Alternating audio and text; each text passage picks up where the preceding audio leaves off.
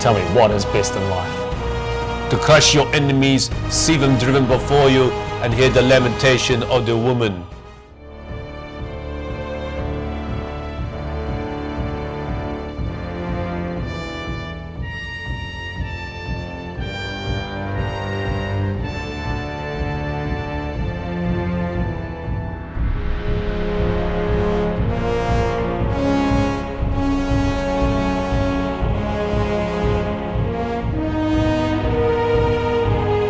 Hey everyone, and welcome back to the Two Barbarians. I'm Wade. I'm Lee. And today we're doing an introduction to Conan. And when you think about it, we are the Two Barbarians, and that is as much as a shared passion for He-Man. And also, you think about where He-Man came from, it came from Conan the Barbarian originally, Barbarians, right? Yep. And I think we've got a little bit of an introductory action figure range here of all of our favourite Conan figures as we've seen them over the years. But let's talk a little bit about where Conan came from, because I guess over time there's a certain age group to whom Conan is very fondly remembered, and it's sort of dying off a little bit. I don't want to say it because of that Jason Momoa movie just wasn't really any good.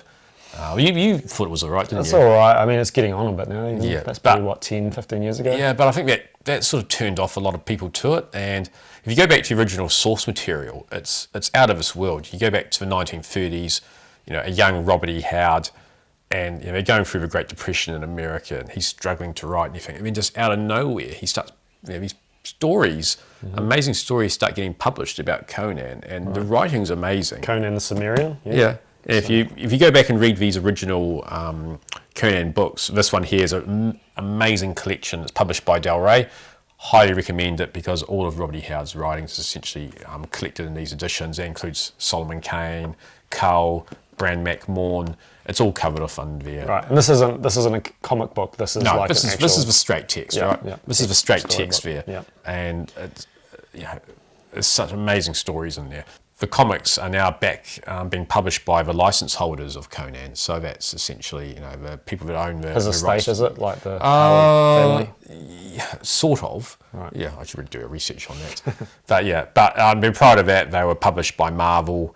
And then Dark Horse, and what I really like about Dark Horse is they put out all of the Marvel ones under collected editions published by Dark Horse. So 70s and 80s type of stuff. Yeah, and they were coloured really nicely. They were recoloured, and then I remember that as a child, just seeing older comics. I mean, Dark Horse actually put out their own series of Conan, and that was written by Kurt Busiek and drawn mostly by Cary Nord.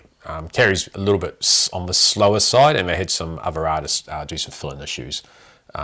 There was some really cool art in that, and I'm actually fortunate enough to own the original of this cover, which is that's a story for another day. Yeah. But and as that went on, the writers and the artists changed, and then you ended up with a license going back to Marvel.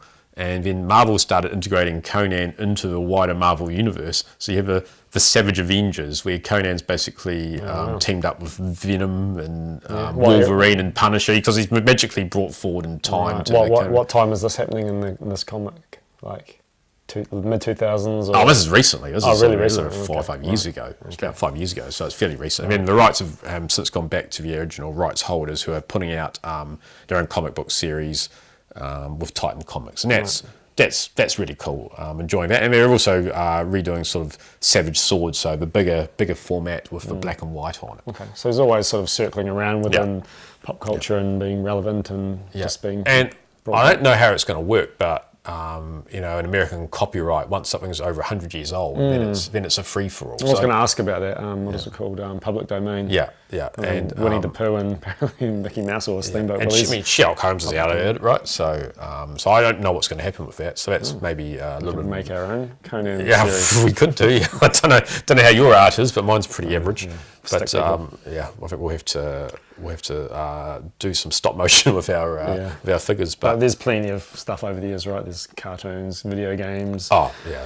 It's books. It will never. The license won't die as long as young people actually appreciate it for what it is. And I think as the world gets more and more weirder, with the advent of technology, I think people will want the escapism of going back to a different age. Yeah. I think this sort of fantasy aesthetic of Conan is something that has cycles. you know, so obviously, like you're saying, He-Man was big in the 80s, and fantasy was big. And we're just probably coming out of the Star Wars space, so it's, you know, like, you know, sci-fi, and then you go back into fantasy, and then just, you know, so it's always going to keep coming back around. And my first exposure to Conan really was from watching on TV at the time, the Conan the Barbarian movie with Arnold Schwarzenegger, the classic John Milius movie, which I was just blown away by.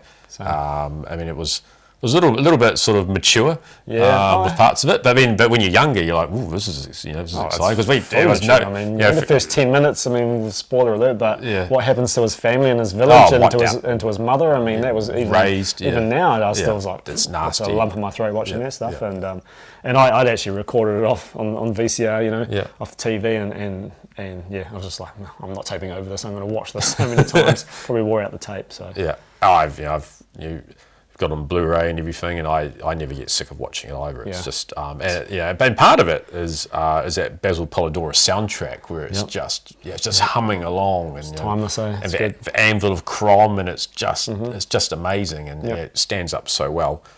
It does hold up well. I think like the costumes, the setting, and I mean, you know, I don't know. I guess there was other stuff that Arnold Schwarzenegger had been famous for, but I think that really just catapulted. I mean, he looked like nobody looked like him at that time, and maybe Lou Ferrigno was up there, but you know, Arnie was just like.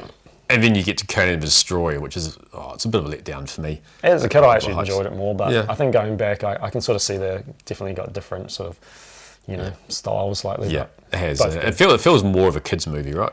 A little bit more, But I guess the other thing is you stick Arnold next to Wilt Chamberlain. He looks what was he, 7'4" or something like that? And he was like basically one of the strongest basketballers of all time. He's just a very well built man. There's that famous photo of Arnold between Andre the Giant and Wilt Chamberlain when Andre visited the set, and Arnold's just going, "What? Do I look like a pig?" Well, apparently Andre is in the suit of the that beast that comes to life at the end of the movie. So it's a thing. But where do we start with these toys then, eh? Yeah. When would you know when the first Conan toys came out? Oh yeah, there was a Mego toys one, and it's quite well known. It's quite well known because he's got basically crazy Barbie style here, right? And rooted here. Oh yeah, it's. And Mego's kind of had those funny little soft cloths. I showed it to someone, and it basically looks like a Barbie doll version of Conan, right? And then after that, Remco actually had the license for Conan. They do, and they put those figures out, and they don't really quite look like. The hair's lighter and things. Yeah, they're based off the Marvel comic run and not so much the Arnie. So the Arnie movies didn't get toys at all, which is weird because in the 80s we were getting toys of RoboCop, and even Freddy Krueger had toys. Aliens had toys, and no Conan the Barbarian. I mean, he looks like an action figure, but then I guess there's the story of Mattel were looking to make toys of it, and they kind of just had them all sculpted up and then veered off, and they're like, hang on, we might just let's maybe do some masters. Yeah, go from dark hair to blonde hair, and I mean, after that it's quite dry for a while. And then you sort of had the Todd McFarlane Conan things, which were basically mini, not really posable statues. So coming off the back of Spawn and all those so they're highly detailed, super detailed, but articulation was lacking. And then NECA, who I actually used to pronounce it as NECA.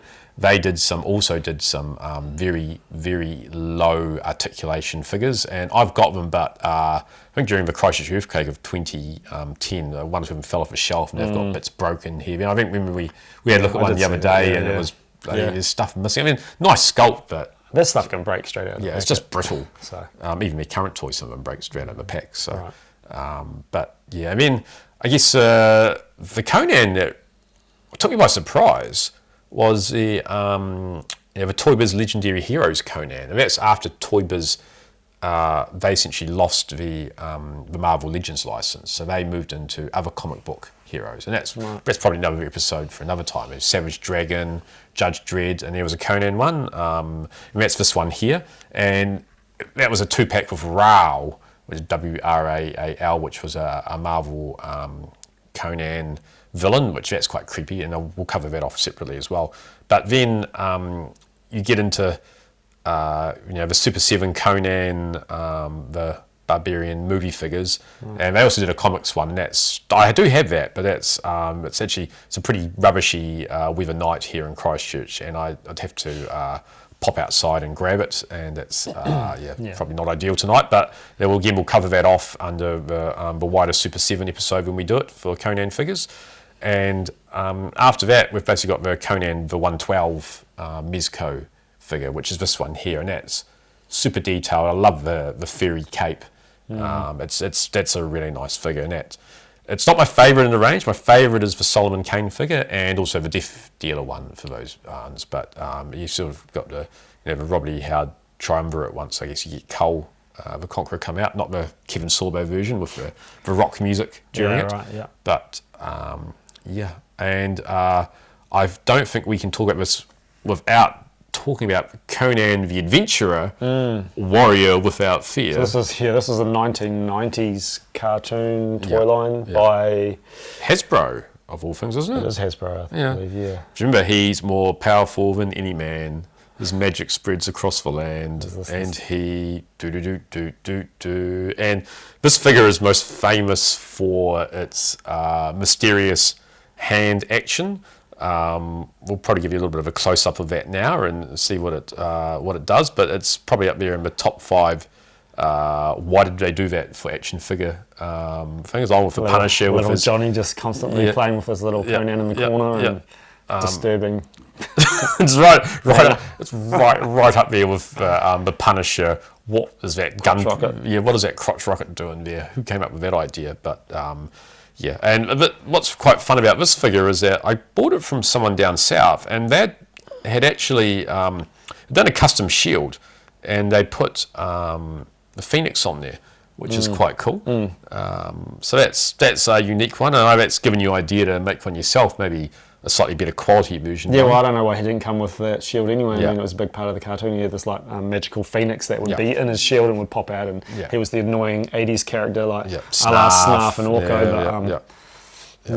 That's cool. And I guess we've also got Lee's done some fun customs too. And this here was one year it was one of my birthday presents, and Lee actually tricked me because he said, do you want a Conan thing ahead? And I said, oh, you'll get that, it'd be cool and whatnot. And then about 3 or 4 months after, I said, well, where's this Conan head? You're like, I don't know, I better follow up on it. And I was like, I don't know what's going on. And then about a month later, I got this for my birthday, which is it's good. Yeah, I did manage to fool you because I'd seen somebody post these on Facebook or something like that. It was I'll probably say his name wrong. He's French, but Benjamin Mallet. And he had posted some stuff he'd done using Masters Origins, and I was just like, that looks just like Arnie, like I want one. And I'd messaged you and said, would you be keen? And we looked through his little price list, and you're like, oh, I'll grab a King Conan. And I'm like, right, I'm going for straight up Conan. And then about a couple of months later, you're like, where are they? I'm like, I think I've been ripped off, I've been scammed, like this shit's just turned up. Meanwhile, I'm in the room like trying to paint it all up and I was trying to figure out what board do I go on, who do I complain to, because I'm a serial complainer. We all know about the Fairgo story with the Sentinel, right? And we'll cover that off too in a separate episode as to what happened there. But I bit my tongue, and Lee was in control then, so I let him run with it. So well, we should post a link to Benjamin's stuff, because if anyone likes these, we just got I think the 3D prints of the head, sword, and the necklace. But he does all kinds of really cool stuff. And tell me about the amazing custom cape that you gave King Conan. What did that come from? So I was looking for a third cape, and so me and my children were going to garage sales and op shops looking for stuffed toys that we could basically skin them. So we were like picking up bears, and we're like, the texture's just not quite right. I'm like, nah, it's like that's not gonna look like fur. And we just found this teddy, and I was like, yep, perfect. And undid the stitching and pulled them to pieces and whipped up a wee cape. And but it was good to be able to surprise you. At the end of the day, there aren't too many of those out there. So you got a one of a kind, mate. So. That's right. It's hard to surprise me with toys. Oh, it is. So just tell my wife about that. It's hard to surprise me. Yeah, but another thing, like he's just Conan. Just going back to Conan, he's been so influential. Just quickly, we've got this. This isn't a Wonder Bread He-Man. Sort of going back to me painting stuff. This is just a standard He-Man that I painted up, and we won't go into the backstory of this one. Most people would probably know it, but I just made one because I would rather just spend a couple of cents and paint one and not buy one. Obviously, it looks just like Conan, and for a time there, I'm sure a bunch of kids, if you could have got hold of one, he would have been your Conan. Yeah. And then going into the 90s, like Ninja Turtles did everything. They did Star Trek, they did Cavemen, they did sports, they did rock stars, and they even went down the fantasy road. And it's called Savage Leo. And I mean, look at that hair. You don't see too many Ninja Turtles with hair. Flowing black hair and a furry cape. Well, you do with that recent Turtles of Grayskull crossover. Oh, let's not talk about that. I missed the ball. But yeah, but one I think we skipped over, which we both have, is actually also Vicor, which was the Master Universe Classics figure, which bore a really, really good resemblance to Conan. When he was released, he would have been the best Conan figure released, and he was not even Conan. But but yeah, and like I said, I like these figures so much that we'll probably do some separate episodes. We'll talk about Conan the Adventurer range. That's suddenly become a little bit hot again. The toys for that, they're quite well fought over on auction sites these days. So it's not a bad cartoon show. I recently found out that you had the season 1 on DVD, and I borrowed it and just binged the whole thing. And I was like, I remember it from the 90s, and it's not bad. I actually think the cartoon's better than the toys. Yeah, they're a little bit sort of, other than the sort of slightly dodgy action features. I'm not really don't really like the aesthetic of those too much. Not the size is fine. It's just they look a little bit Fisher Price, kind of like preschooler, but they're still fun. And the Conan, so hey, why not? Cool. Right, well, that's it for our introduction to Conan, and we are the Two Barbarians, so this was a fairly natural episode for us. Yeah. So don't forget to hit that like and subscribe button, and we'll see you soon. Ciao, ciao.